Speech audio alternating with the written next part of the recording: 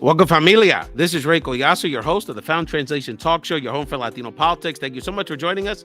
You can follow Found Translation on social media at FIT_talk show. I want to welcome my co-host today, one of America's great political analysts, communication specialists, and the soccer coach of one of the hottest women's soccer teams in the country, Enrique Chaurand. How are you, brother? Oh my gosh, Rafael, you are too kind. I don't know if I would say all that. You got to be my hype man. How much do you charge? You can't afford me, brother. It doesn't matter. It doesn't matter. Bruce Arena has nothing on you, brother. Oh my God, yeah. I mean, man, I can't believe you're still coaching soccer. What is it, a travel team or something? I mean, Latinos just stop. There's no off season for you guys. No, I am taking a back seat though on the coaching. I finally have. I'm an assistant now, but yes, my two younger girls play soccer. They're on the travel team, and they're doing amazing. I'm really proud of my girls. Yeah, and it's just a lot of fun. It gets me out of the house, gives me something to do. As we have talked before, I grew up playing a lot of baseball, for me, my oldest boys, they play baseball, but to have sports still in my life, I got to have sports. And at some point, I know this is the place to talk politics, but we got to talk sports at some point, Rafael, because I love to chat with you. And for everybody who follows you on your other channels knows that Rafael, is big in the sports scene there in Philly. He's got a lot of contacts there. A little something. Well, Philly's just one part of it, brother. And I actually, in my shout out segment at the end, I actually have a sports comment shout out that I think you're going to particularly appreciate. And you're a humble guy, man. You played at Arizona State, not a small thing. You played big time college baseball, brother. Well, I was a walk on, man. Hey, I take it. It was for a season. I was a bullpen catcher. So what are you going to do? I couldn't compete with all the All-Americans that they had on the squad. But hey, I'll take it. Hey, you were on the team, brother. Quite an accomplishment. On this episode of Found Translation, we appreciate everyone watching and listening. Please subscribe to the Found Translation YouTube channel, as well as particularly our audio channel. You can find this podcast anywhere. You can download a podcast, Spotify, iHeart, iTunes, just anywhere you can you listen to your audio podcast. Very important. We're going to be releasing these episodes every Friday. There was so much to talk about, and we do have others. We give love to our friends like Chuck Rocha, Latino Vote, Latino Rebels, but there's so few places where Latinos really entre nosotros can have for real conversations about politics, and we keep it real here, and so we give you the unvarnished version of what's happening, because we need y'all to get this information, understand what's going on with our politics, so you can make your own informed decisions. But also, we need you to spread the word about what's going on in our politics, not the national chatter, not the sort of sleazy side of it, or the and we're going to talk later about things that we're actually that are happening positive in our community that we need to celebrate and understand that organizing matters, and we have a voice in this society, but we got to keep pushing the envelope. There's no question about that. Absolutely. I think one of the reasons why I love coming on and doing this with you, Rafael, is because we are bringing information inside baseball, I think, right, in a lot of ways to the community, given the work that you've done previously, given some of the work that I've done, really shines a light on the work that's happening, the work that needs to happen, right, to continue to ensure that the Latino voice, voters in particular, are heard, have all the information to make an informed choice when they're at the ballot box. And, speaking of the ballot box and what's going on, holy crap. Well, not only do we have the midterms, and I know we're going to get into that here in a little bit, in the importance of the Latino vote, but, it is so critical this year. It's critical every year, right? But I think more than any time in our history, right? 2022, these midterms are vital and critical. So speaking of 2022 midterms and preserving our democracy, we got to talk about January 6th hearings. Rafael, I mean, my goodness, if you haven't had a chance to watch the last couple of days of hearings, I encourage you to go back to doing so. But my gosh, this is just, we learned so much the last couple of days.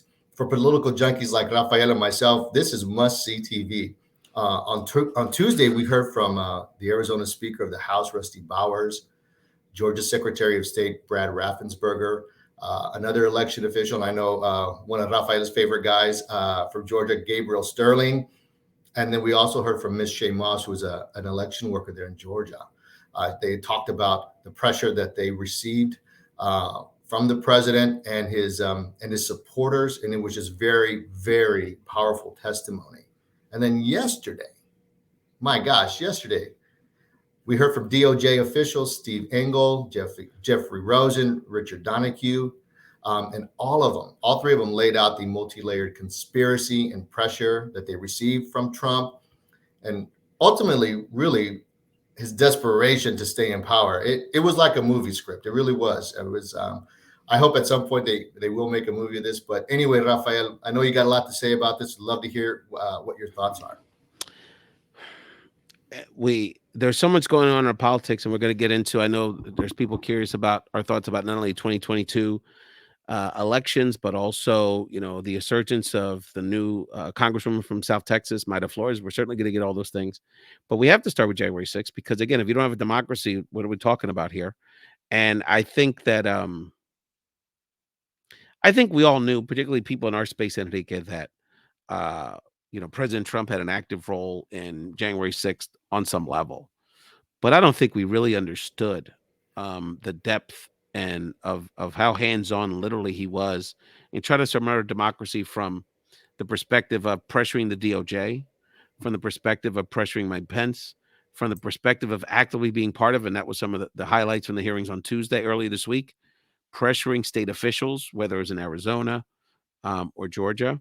And, I sat back thinking about, as I was reflecting on it yesterday, is that, in the midst of, it's literally how he spent from election day, even before election day, through the inauguration of President Biden, obsessed with trying to figure out a way to overturn our election, basically end our democracy, while we still were in the middle of a COVID crisis. I mean, we still were just rolling out the vaccine, if you recall, in December of 2021 or 2020. There's a myriad of issues, Russia, our economy, healthcare, just a million things that presidents should be focused on. The transition process, typically outgoing presidents really focus their administration, especially the senior leadership, on the transition process. So we have a smooth process, turnover of power, and including the fact that the COVID crisis was in a critical stage of getting ready to roll out the vaccine distribution. And so obviously they weren't focused on that. They were focused on how to stay in power and turn over this election. I want to show this clip, Enrique, because in my mind, this clip really solidifies the fact that if there was any question or any ambiguity whether or not Attorney General Merrick Garland should vigorously pursue prosecuting our former President Trump, then I think this clip really ends that conversation as far as I'm concerned. I want to get your thoughts, Enrique, again about the commentary, this quote, and also the sort of theatrical messaging and the way the hearings have gone over the last few weeks.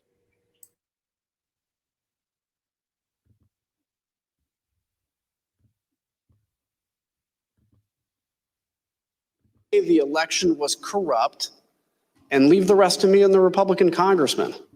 So, Mr. Donahue, that's a direct quote from President Trump, correct? That's an exact quote from the president, yes. The next note shows that even that the president kept pressing, even though he'd been told that there was no evidence of fraud. The president keeps saying that the department was, quote, obligated to tell people that this was an illegal, corrupt election. That's also an exact quote from the president, yes. Let me just be clear. Did the department find any evidence to conclude that there was anything illegal or corrupt about the 2020 election? There were isolated instances of fraud. None of them came close to calling into question the outcome of the election in any individual state. Enrique, somewhere in Hades, former President Nixon's like, I did nothing compared to this guy. That's right. Enrique, your reaction. The smoking gun is really, smoking tanks. The Constitution was truly in crisis. Absolutely. And I don't know if the president was that smart or if the people around him were smart enough to feed that corrupt just nature in him, because you hear how Trump didn't even know how the basic functions of government happened, right? The levers of government, right? How they functioned. I mean, there was even a part in there where Mr. Donahue, when he was asked if he should fire Clark, right? He was the gentleman who was trying to position himself to take over as AG that would then further this Who conspiracy. found himself in his underwear a few mornings That's ago. right. Yeah. So An I hope he gets the FBI message, raid. brother. We're not playing around. Yeah, an FBI raid. And I have to say, when I found out the FBI raided his house, I was, I screamed hallelujah. Finally, somebody is going to pay, some sort of penalty for their role in this. It's unbelievable. However, I'm really at a loss for words. You get bits and pieces when, as a former communications person, right? You leak stuff to the media that you conveniently want to get out there, right? You want to get in front of the narrative. So, we all had our sources, and you have folks that you work with in the press that you trust. We have been getting bits and pieces of, some of this work for months, but there's a lot of new stuff that is being unraveled, that is being shown to the American public. These are a couple of examples like that. How can you not take that to mean, hey, the Justice Department needs to say that this was corrupt? Why? There was no evidence of that. He was essentially pressuring them to say that this is the corrupt, to sow those seeds of doubt so that they could put in their fake electors and take over the election, right? This is really manipulated by a lot of people. And now these members of Congress are running scared, right? They were asking for pardons. Mo Brooks this morning, I don't know if you see the text message he put out there. He put a letter. He revealed an email that he sent to the White House saying why he would need a pardon, and all these other members of Congress would need a pardon. I was in touch with a Latino leader who has been a political rival of Congressman Perry's in central Pennsylvania for decades. It's been political operative, former Democratic city council person, basically ran the city of York years ago. And I said, I know, now the country sees what we've known for many years about the unethical behavior of this gentleman. Yeah, absolutely. And I think the committee's done a masterful job of laying it out. I will say, the way that they've used the video testimony, right? They've got the receipts in forms of tweets, right? They're plain as day. Everyone can see them. And again, just about, I think every witness, like 12, 13 witnesses, all of them, I think, except for one, maybe, are Republicans. Right? And most of them appointed by Trump. That's right. So So administration. I think that's been masterful. I think they've done a great job. I think giving Liz Cheney the opportunity to, not only sometimes open, right? The chair has allowed her to kind of open and then close, right? She always gets an opportunity. If you notice at the end, kind of sum up what's heard and then to preview what's going to be coming next. I think that's very well done. Those folks who don't like her, she's a rhino, whatever, they're going to cast her aside. But for those voters who are on the fence, they're not sure where they're going to go and still respect Liz Cheney for standing up and stating her principles. I think it's very, very effective, and hopefully will sway some voters in this year's midterms. I think that's also part of the play by this committee is if you're even on the fence and you're thinking about voting for somebody who Trump has endorsed, you may think twice now about that. No, and she made a special note yesterday. I thought was very, very interesting, and I think smart to not only sort of just repeat what's been seen over the last few weeks, because now Fox is starting to show these these hearings during the day, and they're actually, even the right wing media is even covering it more. But that to say that some of you who may be watching this were sympathetic to and believed that the election was stolen, and maybe went to DC or was sympathetic to the people that went to DC on January 6th for good reasons, feeling that that they were told that the election was stolen, and obviously not being happy about that if that's indeed what happened, but reiterating but you were lied to. And so it's trying to, especially from a conservative Republican perspective, even though she's sort of on the outs with the fringe now, is that I understand you may have had legitimate reasons to feel this way, but you were lied to, and this person manipulated your good intentions in that sense. So the fact that it's coming from her voice, again, like you said, how effective that'll be to assuage or persuade certain people, particularly they're still loyal to Trump or MAGAism, remains to be seen. But they're doing a fantastic job. Enrique, people bug me. I become very popular for like 3 months every other year because right before midterm elections or presidential elections, I get people texting me, calling me, hey, Ray, what do you think? Who's going to win? What do you think? Who's going to win? Who's going to win? What's going to happen? And what I told people last summer is what was true. I said, look, Biden's going to win the election. He's going to win between 5 and 7 million votes, which is what happened. I said, the question is, to what extent, what will they do to steal this election? And so what I couldn't anticipate at the time, which was I was the most concerned about, was that Bill Barr actually would only go so far. And Mike Pence, another sycophant to Trump, would only go so far.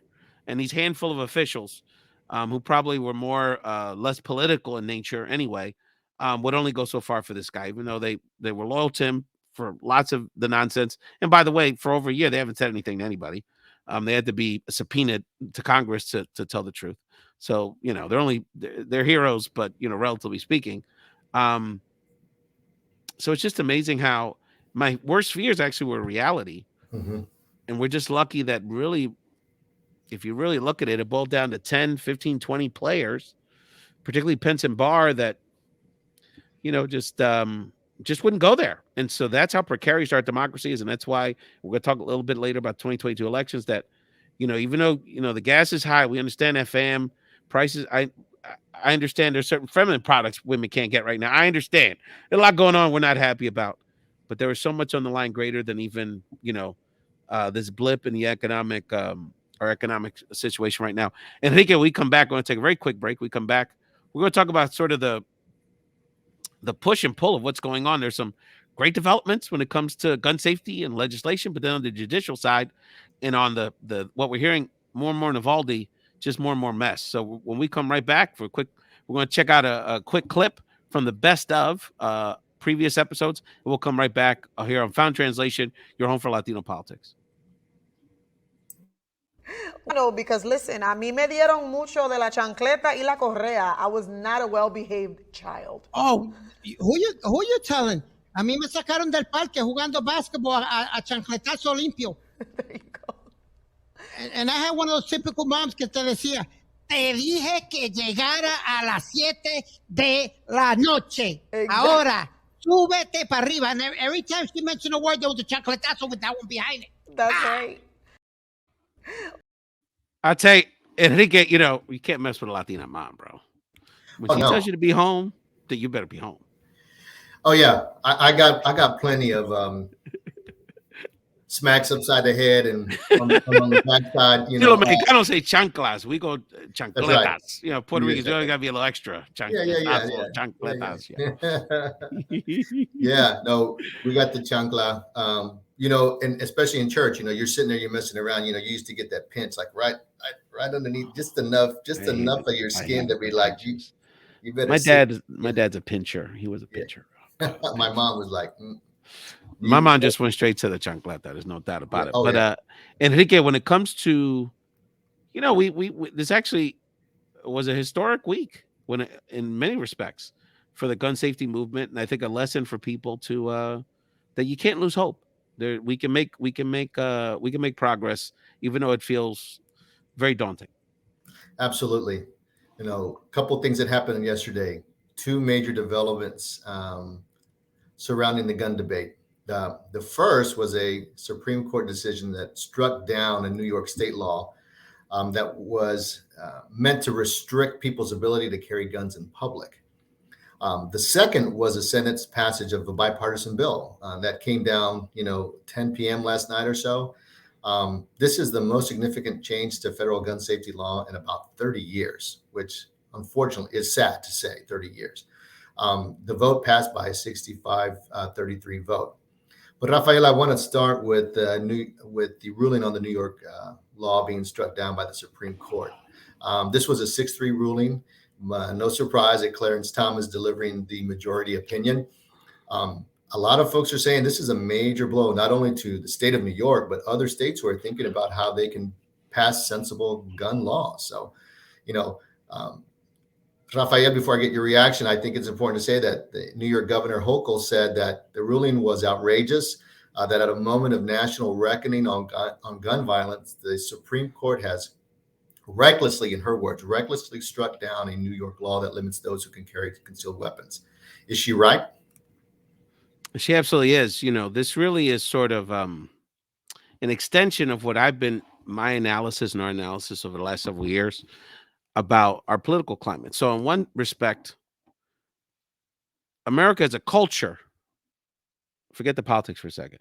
America for the culture is going in one direction, the direction of inclusivity, multiculturalism, generally speaking, sort of a more inclusive, progressive society, from a cultural perspective, and you see that in how we, from corporate America to just in common, uh, just in common society, much more accepted to Pride Month, for example.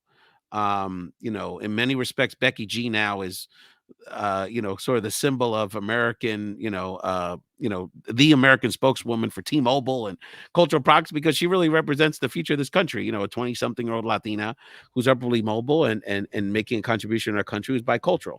And so we see the culture going one direction, then our politics is going another one. And so we see that reflected in really what's been the long-term goal, and now successfully, of the far right wing, as their influence in our culture subsides, or they feel like they're more vulnerable now, and that their worldview is shrinking in our country, and their culture, their part of our culture is dimming in influence. Is that they've taken decades, but it's happened now that they have a 6-3 or even 5-4, depending on what Roberts does, control of not just a center right agenda, but really a far right agenda. And so you see this in the Supreme Court decision. The fact that now basically anybody can walk around with a gun in public for any reason. And that's just going to cause a myriad of headaches for our police force, by the way, not just our society, more violent. And there's this sort of odd situation where on some level the far right, gives lip service to the cops and law enforcement, but then does everything to do to subvert them. And just thinking about what happened in Uvalde, part of the dynamic there was that, and this happens all the time in the streets, that the cops are outgunned because they don't have AK-47s, like AK-15s, like some of these young kids out here. So, or too many people with riot gear and protection and everything else that should not be sold in common society. So we're having, on one sense, and so now the culture now seeped into our politics in a positive way. So the consensus for over a decade, certainly since Sandy Hook, is that these high caliber weapons should be off the street, and we should have more gun safety legislation. It's taken too many tragedies, but the Uvalde sort of being the tipping point, where now we actually get 15 Republicans. I can't believe we got 15 Republicans and they get to pass at least a first step in gun safety legislation. So the work that's being done on the ground, from Sandy Hook to Buffalo to countless local communities to now, unfortunately, the latest Uvalde tragedy, shows that organizing consistently, staying hopeful, making your contribution, having your voice heard, telling your story can make a difference. And I want people to understand that even though we're all very disappointed by the Supreme Court decision, in the same way that the conservative movement, it took decades for them to get control of the Supreme Court. It's taken us a generation to get this far in gun safety legislation, but here we are. And so we should feel good about that development this week. Yeah, I think so. I hear you, and I know that it's frustrating for folks. As somebody who has family in law enforcement, I've got several cousins who are police officers, No doubt. and we all know people, right? I also have a couple of cousins who are FBI agents, but all of them have told me, and we don't agree on everything. I don't agree on everything with them from a political perspective, but when it comes to guns, every one of them has said there is absolutely no reason for people to be walking around, whether it's concealed or not concealed, with a gun. As you said, right, it's also a public safety issue. I mean, especially for police officers, you don't know what this person is capable of. You don't know what's going on in their life. Were they mad that day or something else happened?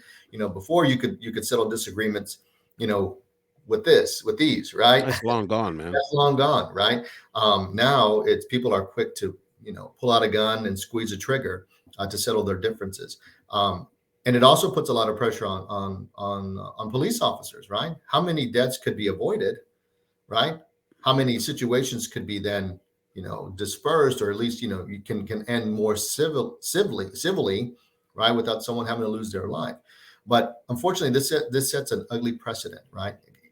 States are now trying to take action because of inaction. Now, hopefully what was happened, and I think this is a good transition to what last night's bills, and we could talk about the bill that passed last night, but now that the Senate has finally done something around this, right? Hopefully this will now give states some ease, right? They don't have to try to figure out what they can and cannot do because of the inaction in Washington. But as you said, right, the bill that was passed last night was a bipartisan bill, right? There was 15 Republicans that joined Democrats, but now it has to go to the House. And Nancy Pelosi said they're going to take this bill up swiftly. They're going to vote on it quickly. But you already have the majority of House Republicans saying that they plan to vote against the bill. So there's a lot of bill. There's luckily that won't matter, you know. From yes. But anyway, what are your initial reactions to the bill? And ultimately, do you think it's going to help to curb? It's an initial first step. I mean, look, it's going to save lives, and I think that I encourage people to see the different, whether it relates to more funding for mental health, more background check capabilities for younger people, young adults. So there's lots of good things about it. I think the boyfriend piece, and I want to give a shout out to Christina Vega, one of our many Latina leaders as it relates to From Love Shouldn't Hurt, who's engaged in domestic violence issues and policies. So, closing that gun hole, that loophole for, boyfriends or former boyfriends, former lovers, partners, getting access to weapons is going to save women's lives. There's no question about that. We've lost many women just here locally in Philadelphia with that same dynamic that could have been prevented by this law if it had been passed earlier. So it's a positive first step. It's one step though. It's one step. And for us to change and get stronger gun laws and get these high caliber weapons off the street, we got to change the politics. So we've got to work on, getting more Democrats in the Senate and keeping, our majorities and changing the dynamics in our states with governors and state legislators. So the work doesn't end. It just continues. And so, we have to remain hopeful and continue to support, the movement that's taking place now. Continue to support these families in Uvalde and these other victims throughout the country. And not let the gun industrial complex and these terrible actors, particularly in Republican politics, from not being held accountable for their shameful actions. I mean, Cornyn voted for the bill, but Ted Cruz did not vote for this bill. He had constituents die, senselessly, and he continues to be tone deaf to humanity in his state of Texas. So there's a lot more to be done. Yeah, well, Ted Cruz is not a surprise. You've already heard him. Once the tragedy happened in Uvalde, he was in front of the camera saying, we need more guns, we need to arm teachers. And then his whole one door theory, right? We just need to close all other doors and just have one door. Yeah, that's not a fire hazard, Ted. That's not a fire hazard. Sometimes I wonder how this guy even went to an Ivy League school. I guess the worst thing about it is that the worst thing about Ted is that when Georgia Senator Rafael Warnock won election last year, I text one of my buddies, said, "Oh, it's good to have a tocayo in the Senate." And he was like, Rafael, you already have a tocayo in the Senate. Rafael Ted Cruz. I said, oh, that's right. I try to forget that, brother. I try to forget that. Enrique, when we come back, brother, we're going to have my first sort of state of play with 2022. This is really my first state of play of 2024.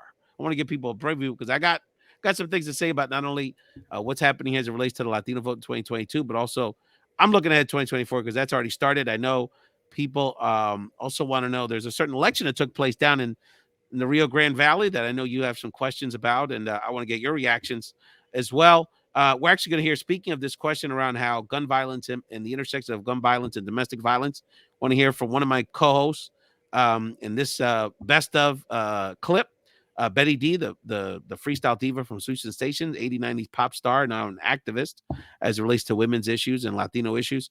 An incredible, very powerful monologue on this subject she did on a recent episode. We'll come back and we'll talk about the Latino vote and my very bold prediction that I'm going to, the first of many that I'm going to share here on Found Translation.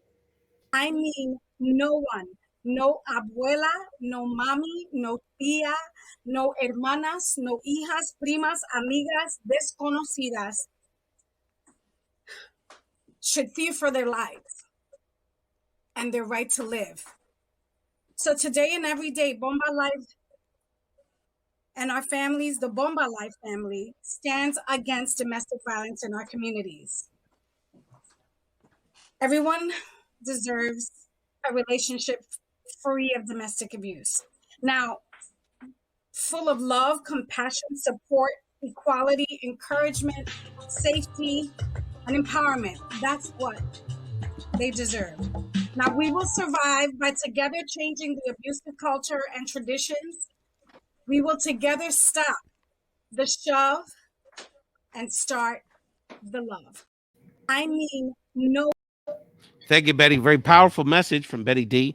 Not just a music superstar, but a passionate activist, particularly around women's issues. And, you'll be seeing other announcements very soon. Betty's going to have even a bigger role in our platforms. And as we sort of reconstitute our Bomba Live show, we're going to keep it here with the politics. Found Translation is going to remain your home for Latino politics.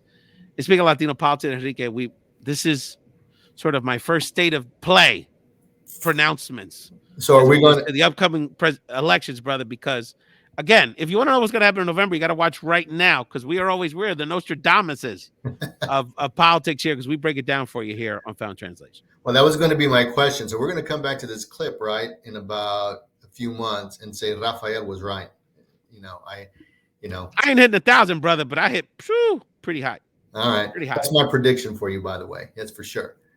Well, Rafael previewed it. All right. So this is the segment here where Mr. Rafael Collazo is going to share his analysis and predictions for the not only 2022 midterms, as he talked about, but also 2024. More and more now, people are starting to run for president, years in advance. Typically, it would be maybe a year and a half. We're talking 2-3 years already. People are prognosticating. People are making predictions. But there's a lot to get in today. Rafael, though, I think the first thing to talk about, though, is, and you alluded to it earlier, was Congresswoman Mayra Flores, her win down in South Texas. She handed the Republicans a victory that was in a pretty strong Democratic district for many, many years. Were you surprised that she won? And overall, what are your thoughts about her victory? Surprised, no. And there's some mitigating factors. The person that she's going to run, she was running in a special election, and the moderate Democrat, Filomena Vela, who had been there a long time, basically fumbled his retirement early, so that it precipitated this special election. So the person she's going to run in a new constituted race because of redistricting, Vicente Gonzalez, who's an incumbent Democratic congressperson in a more Democratic friendly district in November, was unable to run in the special election for logistical reasons. So, there's a chance she's a sort of one and done. She may only be in Congress 6-7 months. But I think it does speak to something that, Democrats have continued to underinvest in the Latino community for a long time. They've been criminally underinvesting in the Latino community in Texas. I mean, this should still not be a reddish state. It just shouldn't. If you look at the logistics, it's almost majority minority state. It's 40% Hispanic.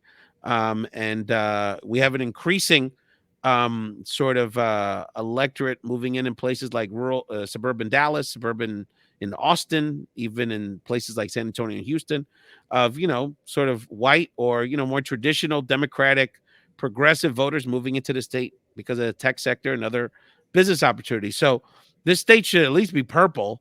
It certainly should be as competitive as Georgia or North Carolina.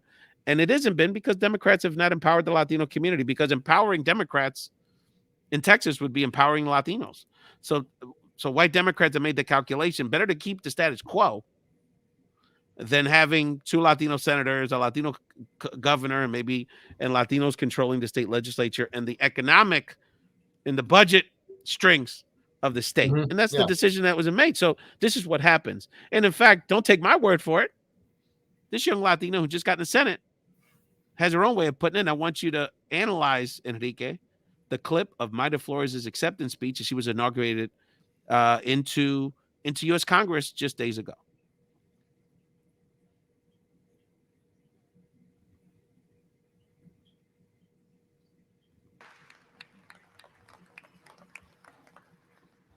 Madam Speaker, I rise today to give a voice to the voiceless, to say that the people who live and work in South Texas have had enough. We want to be heard, and we are tired of being treated like second-class citizens. I was born in Burgos, Tamaulipas, Mexico. Sí, señor. and raised with strong values to always put God and family first. My father, Saul Flores, moved us to the United States because of the promise of America.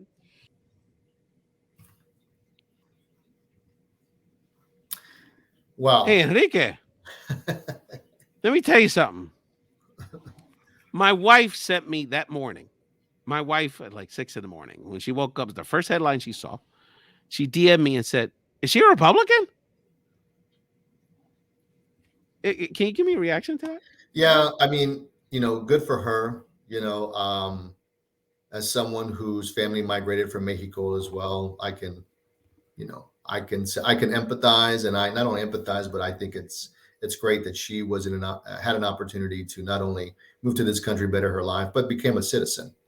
You know, there are still a lot of folks out there who are still waiting in line to get their citizenship and have done all the right things as well, right? I think part of her comments too was also, we need to stop the flow of illegal immigration, so forth and so on. And that's what gets me. These Latinos who are able to, go through the system, do it the right way, then go back and say, well, we have too many coming in here illegally, get in line. Well, there's a lot of people who have been in line for decades. I know people who have tried to do the right thing. Everybody wants to do the right thing. Nobody wants to be in this country illegally. That's another question. Maybe we got to have Carlos Guevara back on to talk about immigration reform and where things are with that. But, I was with her up until she said that stuff. What doesn't surprise me, though, is that part of Texas, right, where, you're on the border. People come and go from Mexico, right? You even have kids who go to school maybe in Texas and live in Mexico, and vice versa. So that part of the country is used to that border transiency that happens all the time. It's just part of the culture down there. But to your point earlier, yes, this is an opportunity missed for Democrats down there. The family values, peace speaks to all Latinos. Fernand talked about that last week when we had him on the show regarding the polling in Nevada of Latino voters in Nevada, Arizona, and Pennsylvania. So nothing that she said surprised me. I think she's you also have to remember this, consider the source. She did share QAnon conspiracy theories. And when she was asked about it, she literally told the reporters, and she was asked about this on Fox, by the way. Yes, she was. She told the reporters, focus on what's in front of you. She did not want to answer the question. She said she does not believe in those conspiracy theories, but she, hashtag QAnon. She shared all this stuff. So to your point, is it a bad look? Yeah, it's a bad look for the party. But in 6 months, it's going to be a real election for her, right? In 6 months, she's going to really have to run a campaign. She's going to have to go against somebody who has a lot of name ID, who knows how to do politics down there, who is well known and recognized. But the party needs to do more to support these kinds of candidates so that we don't have, we're not losing seats, because we can't afford to lose any more seats. Now, it's so interesting because, most people are not going to do the digging that you do, if they can, we do, right? So, she says these nice things. And look, and this is part of a bigger frustration with democratic politics, progressive politics, that we see these concepts to the right all the time. Family, we love our family. We love God. I mean, who doesn't? I mean, and so, that is and as someone that's young, that has an immigrant story, that honored her father in her comments, that's a mother, that to someone that's just going to see that clip, that's a very appealing message, an appealing messenger. Mm-hmm. And so, and the things she said, there's some truth in them. Democrats have forgotten about a lot of these communities. Now we could argue, well, Republicans really, but the point is that Republicans are manipulating in these very specific communities where, a Hispanic's going to get elected one way or another, in South Florida, South Texas, manipulating and promoting strategically candidates like Mayra Flores and others, to spread this message and put themselves to put a very appealing face to a party that in reality is doing everything they can to subvert the Latino community. And we don't, thinking about what's happened in Texas, talking about this mental health conversation, with every metric, the Republican Party that has controlled Texas politics for 20 plus years has done everything they can to deny Latinos health care, to deny Latino schools funding, and to do everything to militarize our communities, make our communities police states, particularly those close to the border. So there's the reality of the fact that Republicans have not been friends to the Latino community, but with a couple of strategic messages appealing to our emotions, appealing to our spiritual backgrounds, appealing to our love of our families, we get put in a position like this. So, Yeah. Mayra Flores is someone that we have to keep an eye on, regardless if she wins in November or not. It pretends the things that comes, because she will not be the last Latina that the Republican Party props up there to be an appealing face for a party that has, other than wanting to restrict abortion access, and we saw reports that now people in Texas, women in Texas, are going to Mexico to get abortions. Other than that, they're not offering much, and throw more people in jail. They're not offering much to the Latino community. No, the last thing I'll say about this is the Republicans are even trying to erase the history and contributions of Latinos in Texas, right? If you look at just the curriculum changes that they've made, and this was a few years back, right? They want to whitewash history, right? They don't want to talk about, the massacres that happened and how they took the land from Mexico, and native Mexican tribes that were there and things of that. I mean, that they want to whitewash. And for somebody like Mayra, from Mexico, from the state of Tamaulipas, right, which is right around the border, where they have the Tauromara Indians and the Indian tribes there, you would think that she would know her history a little bit, and say, hey, my people were massacred here in Texas. So, that eso me choca, it just really gets me, but to your point, I think you're right. She's a great messenger, right? Married to a border patrol agent, right? 4 kids. So, the whole family dynamic piece plays a big role into that. But at the end of the day, Filomen Vela, he had to have delivered for his constituents. If you're delivering for your constituents, right? If you're providing opportunities, right? So whether that's funding coming to your district, right? Providing services, however you can, make lives better for your constituents, that's also part of the job. So, to me, that also speaks to whether or not he was actually delivering for his constituents. But we'll see what happens. Well, that's also been part of the dynamic. I mean, let's be honest about it. The South Texas delegation has never been, champions of, of our, they're not exactly hitting grand slams, that group. And so I think the 2 Latinas on the Democratic side, now Mayra's the 3rd in the Texas delegation, Escobar and Sylvia Garcia, I think it pushed the envelope. And I think, Congressman Castro in San Antonio has always been a great champion, but that's also been part of the dynamic. These guys have been it's all been men in South Texas traditionally. They've had safe seats, and frankly, they haven't, they haven't always been, kind of our great champions. I will say this in closing on this conversation is that we had Mayra Flores. We also had in the neighboring congressional district, Jessica Cisneros, a very progressive Latina immigration lawyer, take a very entrenched conservative Democrat, Henry Cuellar, to the brink in a runoff election. I mean, she only lost that election the same week by a couple thousand votes, if that. So, in the same way that a right-wing Latina can win, you're also seeing that, very progressive Latina messages also are resonating with people. So it's about who's doing the work, who's connected with people in a real way, and who's treating our community with respect to ask for a vote. So I think people should take seriously Mayra Flores and her message, and we're going to continue to monitor it really quickly on the Latino vote in 2022. We'll have other episodes to get into this more in depth. I think we all know that, in a normal election cycle, incumbent presidents always have a difficult time that first midterm, retaining whatever power they have or influence in Congress. Now, the political killer of all of them has resurfaced, and this happens every 15, 20 years. Inflation. There's some of the worst inflation we ever had. So in a normal cycle, the chances of Democrats keeping any control of either chamber would be minimal. But if you look at the Cook political report and you look at some of the polling, Democrats actually have a decent chance of holding on to control of the Senate. And that's because, in no small part, because the Republicans are not focusing on the issues that either voters in general or Latino voters care about, like inflation, or providing any answers to that. They're electing Senate candidates and gubernatorial candidates that are focused on the big lie That's right. Pushing anti-democratic positions, pushing voter suppression, pushing xenophobia, pushing QAnon, pushing restricting women's rights, restricting LGBT rights, demonizing Latino immigrants. So the question will be,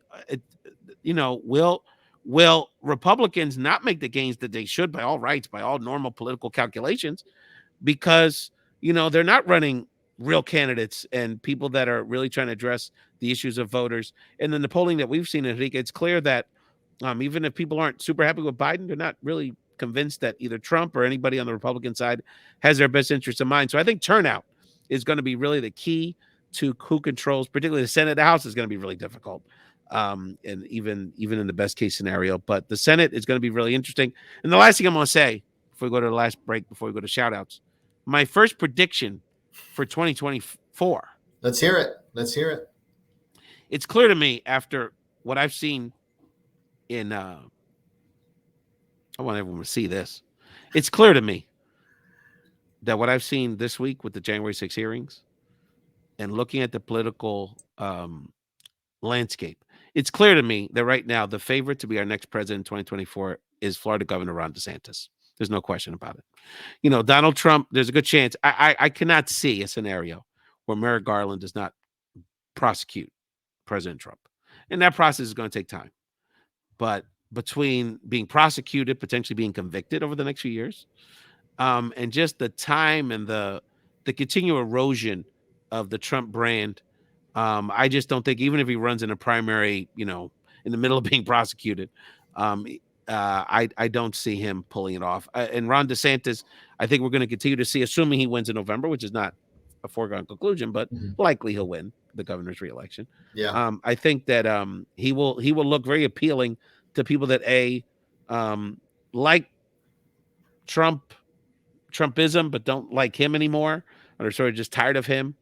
And he's got a very kind of folksy, goofy, everyman kind of style that, quite honestly appeals to working people, even some Latinos in places like Florida. So he's very dangerous.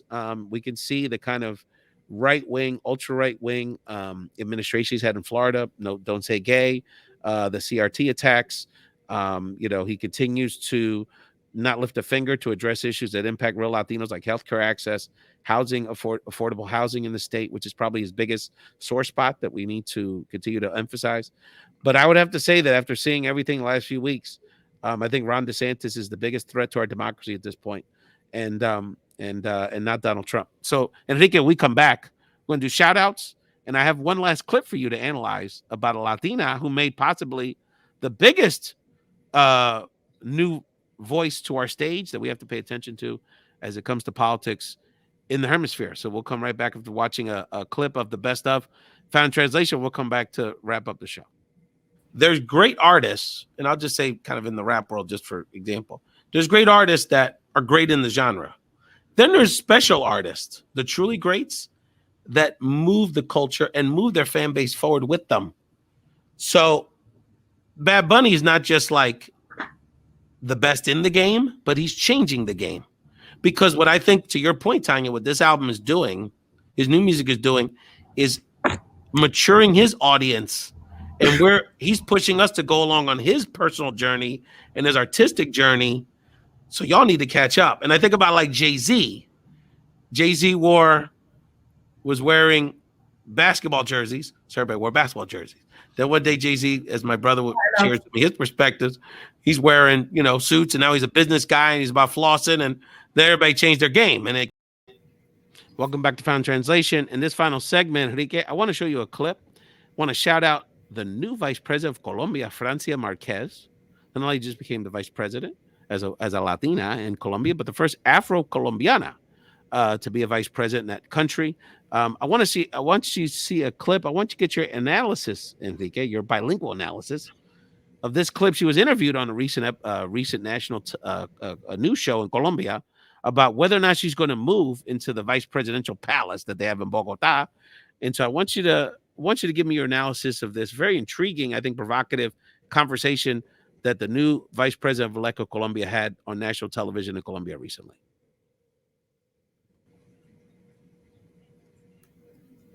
se va a mudar a esa casa que queda a una cuadra al occidente del Palacio de Nariño, o si eso no hace parte de lo que usted denomina vivir sabroso.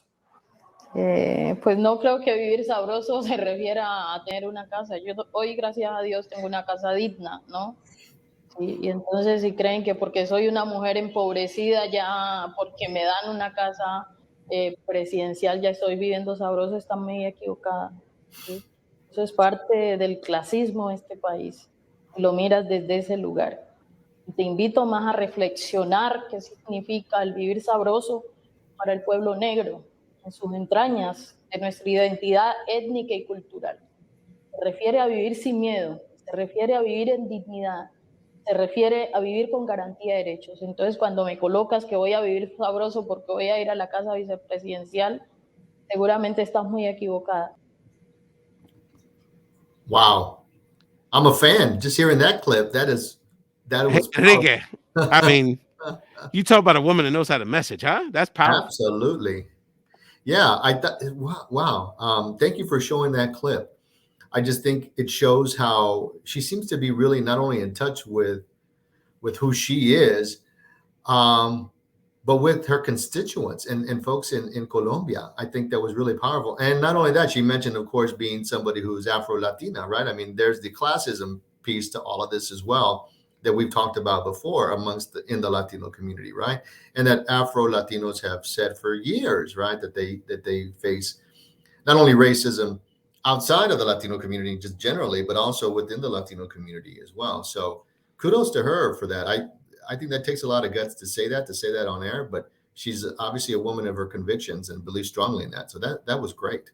No, and that was a very interesting election cycle in Colombia. It was a very close election, but this is sort of the most progressive president elect and vice president and that they've had in quite some time. So we'll see how their administration progresses in Colombia, but it does speak to this growing movement, not just in the United States, but throughout Latin America, of Afro-Latinos throughout the Americas wanting to a seat at the table and acknowledging and being very clear that we have to acknowledge the Blackness that is such a big part of Latino culture, and that Afro-Latinos, as you just stated, Enrique, are discriminated against, and we have a lot of racial issues.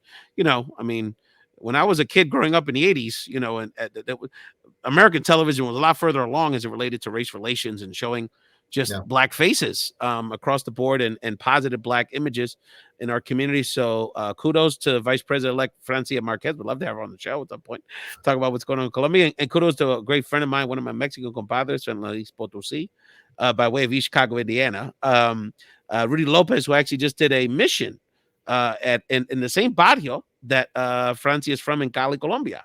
So he was just sharing with me his update about, you know, some of the dynamics that take place within the Afro-Colombian community in Cali, Colombia. Enrique, very quickly, any last shout outs you have on this episode of Found Translation?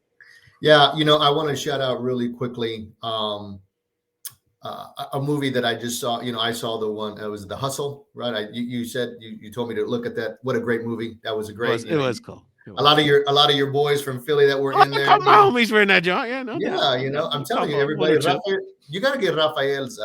If you see Rafael, you have to get his. You got to get his autograph because Rafael is a star. Nice. That's very nice. Is a celebrity. He's all right. No, what a great movie. I'm just a gadfly. Yeah. Well, gadfly with a lot of knowledge and with a lot of connections. But no, I thought that was a great movie. As a sports junkie, I thought it was great. It kind of showed some of the behind the scenes stuff that goes on.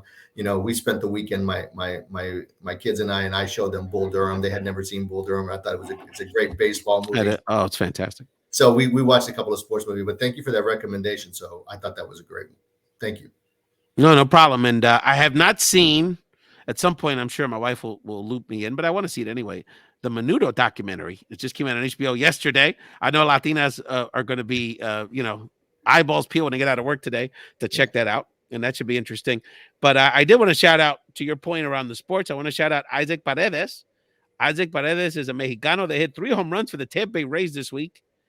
And Enrique became the 5th Mexican ever to hit 3 home runs in a Major League Baseball game. Offline, we will test your knowledge, see if you come up with the other 4. But I did want to give out Isaac Paredes a little shout out because, hey, the Dominicans get a lot of love. My people get a little love with the baseball, but there's a strong tradition in Mexican and Mexican American communities of baseball. And Mexico has actually a very excellent baseball major professional league, which is taking place this summer down in. Do you have a team in Mexico that you root for in the Mexican? I don't follow that as much as I should. I mean, MLB, of course. When I'm down there, I try to catch a team, a game or two. Mexico City has a team that I'd go down there with my primos. But those are more border. Most of the border towns have baseball teams. Right? Very good teams. Yeah, really, really good. Andres Galarraga, he's got to be one of the 5.